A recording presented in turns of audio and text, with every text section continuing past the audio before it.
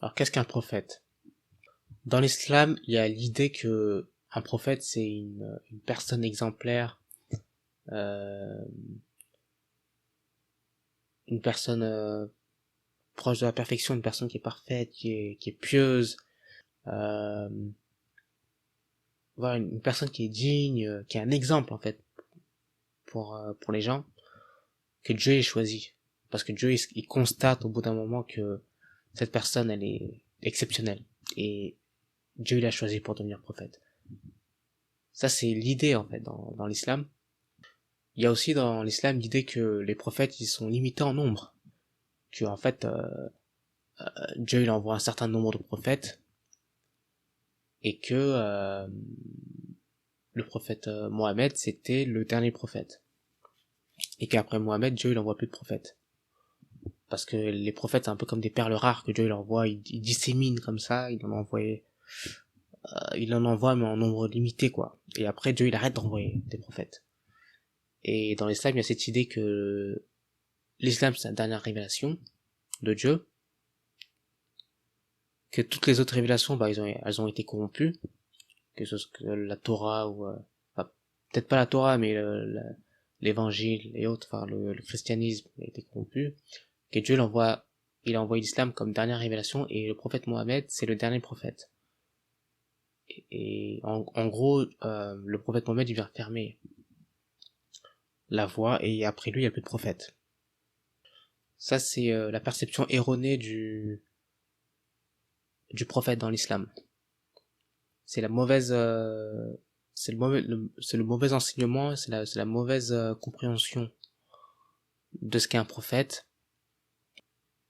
C'est la mauvaise interprétation, c'est la mauvaise vision en fait du prophète. Le prophète c'est pas quelqu'un enfin dans l'islam c'est vu comme ça, mais le prophète c'est pas quelqu'un de parfait par exemple.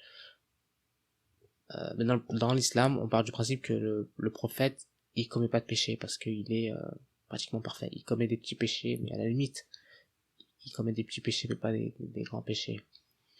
Donc un prophète qui commet un grand péché comme l'adultère, dans l'islam ça peut pas être un prophète. C'est pour ça que dans l'islam ils reconnaissent pas le fait que le prophète David il ait commis le péché d'adultère en fait. Parce que dans la Bible il est écrit que David il commet un péché, un grand péché. Après Dieu il le punit tout ça, mais dans la Bible il le dit clairement, c'est écrit en fait. Dans l'Ancien Testament que David il commet l'adultère en fait. Malgré que ce soit un prophète de Dieu. Mais dans la Bible, en fait, on comprend qu'un prophète n'est pas parfait. Le prophète, c'est toujours un pécheur, quoi qu'il arrive. Mais dans l'islam, ils partent du principe que c'est impossible qu'un prophète ait pu commettre un truc comme ça. Donc, pour eux, c'est faux. D'ailleurs, l'histoire, enfin, ce passage-là de l'histoire de David dans le Coran, il n'existe pas. Parce que le Coran, il part du principe que c'est faux. Ça peut pas être, ça peut pas venir de David, ça. Il part du principe que c'est la Bible qui a été corrompue, que ça a été rajouté ou quoi. Mais c'est parce qu'ils ont la mauvaise vision du prophète, ils ont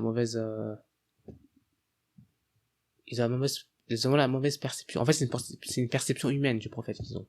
C'est une perception d'une personne qui serait extrêmement glorieuse, parfaite, digne, alors que non, un prophète c'est une personne qui fait des erreurs aussi.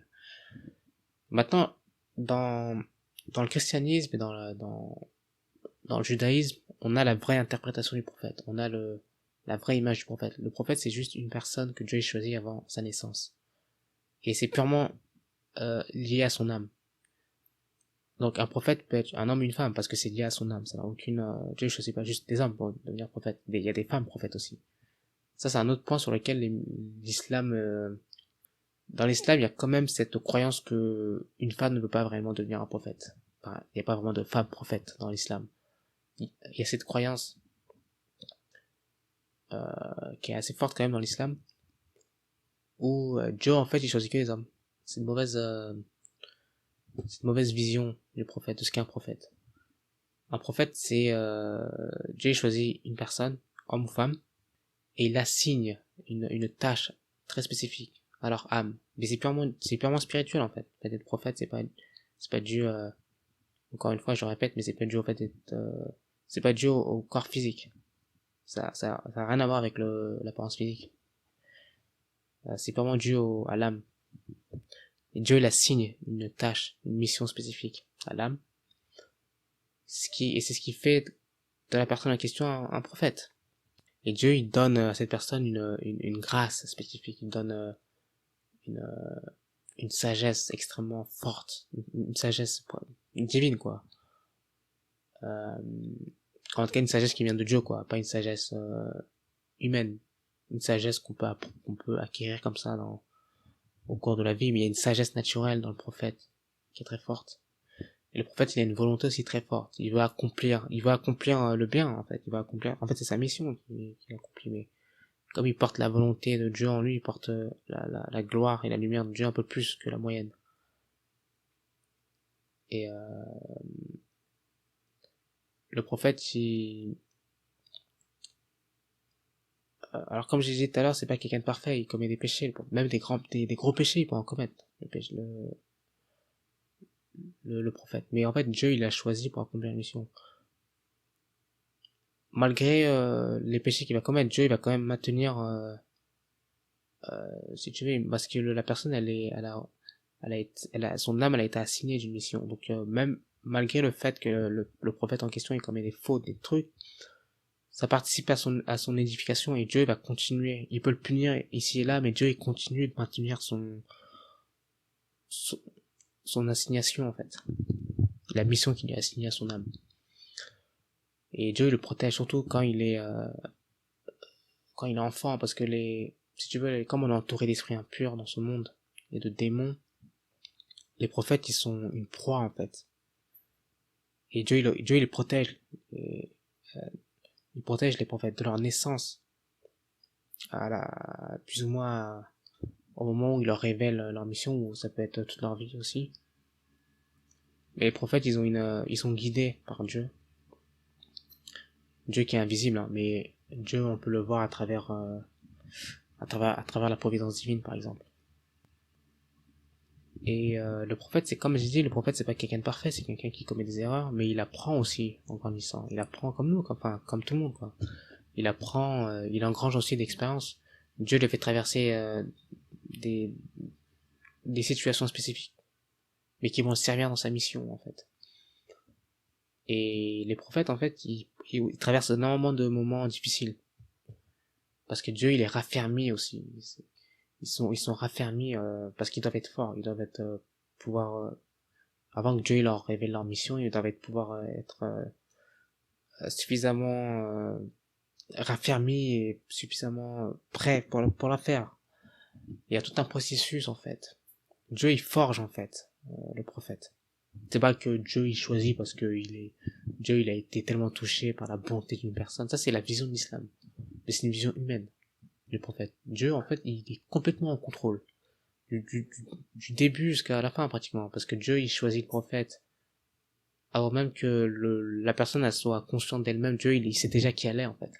Et Dieu il la forge, il a fait traverser des moments spécifiques. Et après il lui révèle sa mission. Et entre temps, le prophète, il a peut-être commis des erreurs, il a commis des fautes, il a peut-être volé, il a peut-être forniqué, des trucs comme ça, hein. Euh, il a peut-être été dans la fornication, ce genre de choses.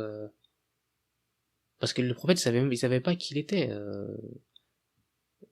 Enfin, franchement, la plupart des gens, on sait pas vraiment qui on est, en fait. Parce que la vérité, elle nous précède, donc c'est Dieu qui nous révèle qui on est. Et on reconnaît après qui on est.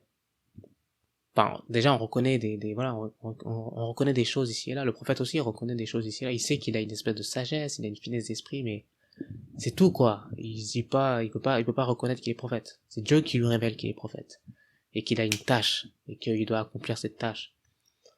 Mais le prophète, il colle complètement parce que ça fait partie de sa nature. Dieu, il l'a créé comme ça. Donc,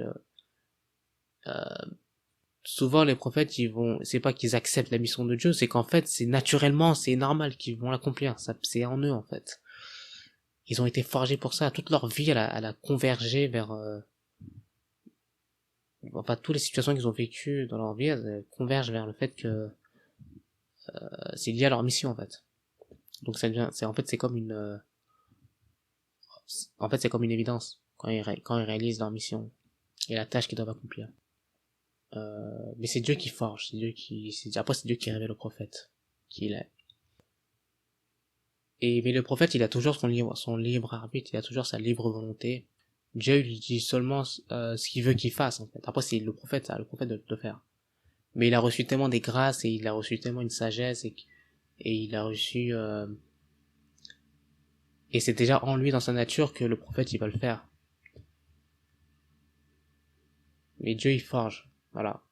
Dieu il protège. C'est ça un prophète. Et ça peut être une femme aussi. Une femme elle peut être prophète quoi. C'est pour ça que l'islam ne peut pas être de Dieu parce que c'est une religion qui est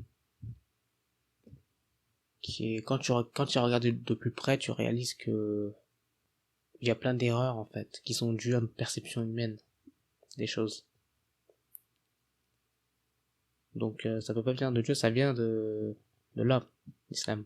Ça vient pas de Dieu. Voilà. Mais après Dieu il choisit les plus forts d'entre nous en fait pour devenir prophète. Enfin en tout cas quand l'âme elle est choisie avant qu'elle naisse dans ce monde, Dieu il fournit des talents, il fournit comment dire, des talents spirituels quoi, des attributs spirituels. Donc le prophète il va être rempli d'une sagesse, il va être rempli d'une finesse d'esprit, il va être rempli du don du discernement par exemple. Il va pouvoir discerner le monde spirituel assez facilement. Il va pouvoir comprendre en fait les choses qui sont spirituelles, tu vois.